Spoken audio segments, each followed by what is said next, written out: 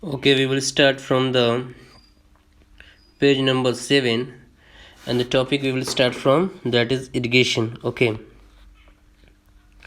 let's start this topic.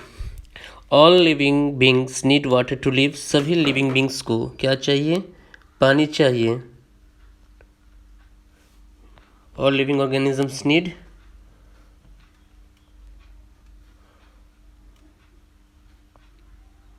water to live.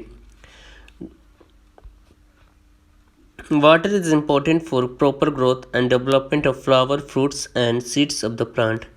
Water की requirement है. क्यों रिक्वायरमेंट है? ताकि सही तरीके से जो पौधा है उसका ग्रोथ हो सके, उसकी डेवलपमेंट हो सके. किसकी डेवलपमेंट हो सके? तो फ्लावर्स की, फ्रूट्स की and seed and the plant roots. ये सारी चीज़ों को सही तरीके से ग्रोथ कर सके. Seed of the plant. Water is absorbed by the plants roots. Water किसके द्वारा अब्जॉर्ब किया जाता है? तो कहीं ना कहीं जो पेड़ का जो जड़ होता है, पेड़ का जो रूट्स जड़ होते हैं, उसी के द्वारा अब्जॉर्ब किया जाता है. Along with water minerals and fertiliser are also absorbed. पानी के साथ साथ मिनरल्स और फर्टिलाइजर्स ये भी जड़ के द्वारा ही अब्जॉर्ब किया जाता है. Plant contain nearly 90% water. और पौधे के अंदर लगभग 90% क्या होता है? आपका पानी होता है. Water essential. पानी जरूरी है. Because germination of seed does not takes place under dry condition. क्योंकि पानी के बिना जर्मिनेशन ऑफ सीड्स का जर्मिनेशन संभव नहीं है. ये ड्राई कंडीशन में नहीं हो सकता है, ये उपलब्ध नहीं हो सकता है.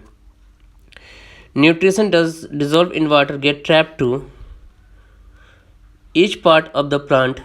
और जो आपका न्यूट्रिशन है वो प्लांट के हर पार्ट के द्वारा ट्रैप कर लिया जाता है. Water also protect the crops from both frost and the hot air circulation. और जो प्लांट होता है वो कहीं ना कहीं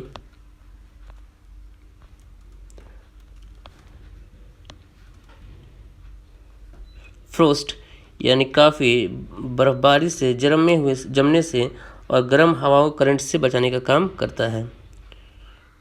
to maintain the moisture of the soil. अगर चाहते हैं कि सॉइल की मॉइस्चर मेंटेन रहे, फॉर हेल्थी क्रॉप्स, ताकि फसल वो सही तरीके से ग्रो कर सके, field have to be water regular. लगातार हमें पानी समय समय पर उसको पानी हमें देते रहना चाहिए. Okay. The supply of water to crops at different interval is called irrigation. समय समय पर जो आप पानी दे रहे हैं पौधे को ताकि वो सही तरीके से ग्रोथ कर सके, इस प्रक्रिया को ही हम लोग क्या कहते हैं? इरिगेशन. क्या कहते हैं? Irrigation.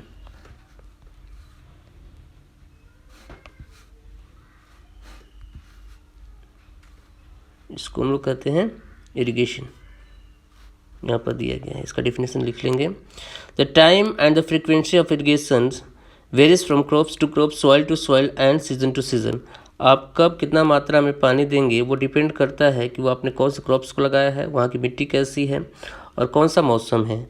In summer the frequency of water is higher. गर्मी के दिनों में ज़्यादा आपको पानी देना पड़ेगा. फ्रीक्वेंसी क्या होता है? काफ़ी हाई होता है. Why it is so? ऐसा क्यों? इसका आंसर दिया गया है. Could it be due to the increase rate of evaporation and water from the soil and the leaves. क्योंकि गर्मी के दिनों में जो रेट ऑफ इवोपरेशन क्या है? Changing of water into water vapour. तो कहीं ना कहीं इवोपरेशन की जो प्रक्रिया वो काफ़ी तेज़ होती है, तो पानी मिट्टी जो जल्दी से सूख जाएगा. पत्तियों से भी पानी निकलते रहता है इन द फॉर्म ट्रांसपिरेशन. तो कहीं ना कहीं इन सारी चीज़ों को मेंटेन करने के लिए आपको क्या चाहिए? ज़्यादा से ज़्यादा पानी को सप्लाई करना पड़ता है. I am very careful this year about watering the plant. Last summer my plants dried up and died. ये कह रहा है कि लास्ट ईयर जो क्या किया था, उसने कम पानी दिया था अपने फसल को, तो उसका जो फसल था वो सूख गया था और मर चुका था. सोर्सेस ऑफ इरिगेशन नया टॉपिक है, और इसमें क्या गया? सोर्स मतलब कहाँ कहाँ से आप कहीं ना कहीं ये आप पानी दे प्राप्त कर पाते हैं ताकि फसल को दिया जा सके. The sources of irrigation are wells, tubewells, ponds, lake, river, dams and canals. और मुख्य रूप से आप जो पानी प्राप्त कर पा रहे हैं वो कहाँ से प्राप्त कर रहे हैं? तो कहीं ना कहीं आपका जो माध्यम है ये है